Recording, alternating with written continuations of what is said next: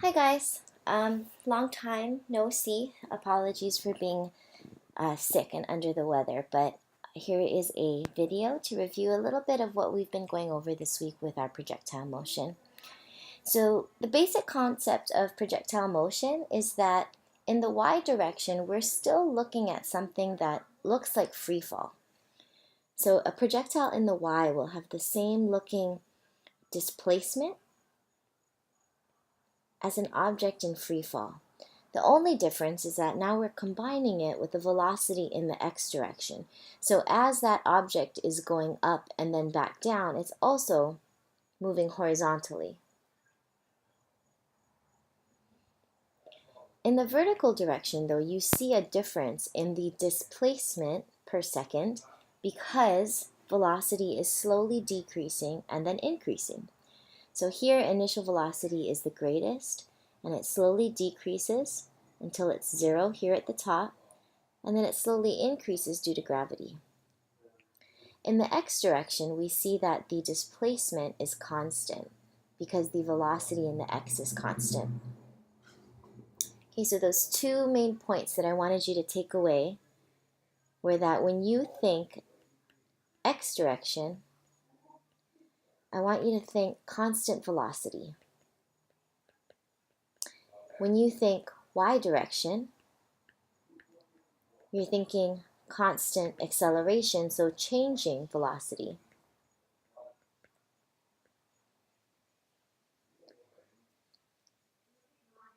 So that means if we were to have the motion in a freeze frame of an object that is in free fall and an object that is pushed slightly horizontally or launched slightly horizontally, their displacement every second in the vertical direction would look the same. So say we have ball 1, and ball 1 is just going to be dropped from rest. And then we have ball 2. Ball 2 is launched first horizontally and then begins to accelerate towards the earth due to velocity. Due to acceleration because of gravity.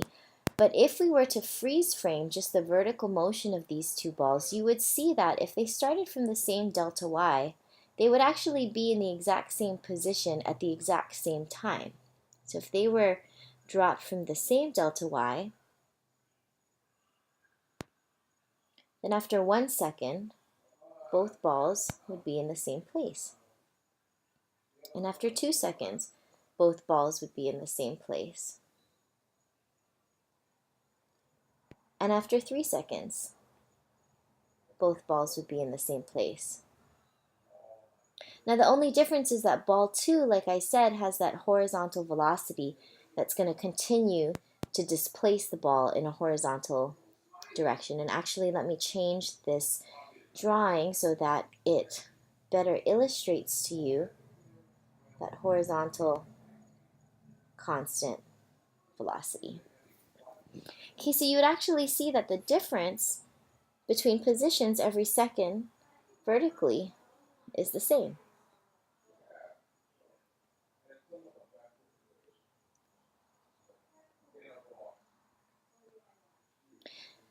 So this is that classic case where two balls dropped from the same height.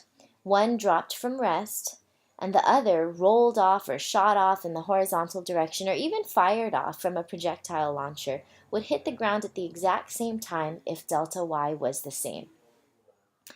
Now you know something dropped from rest has an initial velocity of 0, and something fired completely horizontally also has a VIY of 0. So it really isn't just that the balls are dropped from the same delta y. It's also that the balls have the same initial y component of their velocity. So let's do a little bit of an exploration in vectors and vector addition to see why this is so. So imagine that we have a ledge and we have a cannon here. And we're firing cannons horizontally off the edge of this cliff. And let's say we have an initial velocity of 10 meters per second. So we've got a Vx of 10 meters per second. So when we first fire our cannon, it only has Vx equal to 10 meters per second. Then after 1 second, we're about here. 2 seconds. I'll try not to make the cannons bigger as I go. 3 seconds.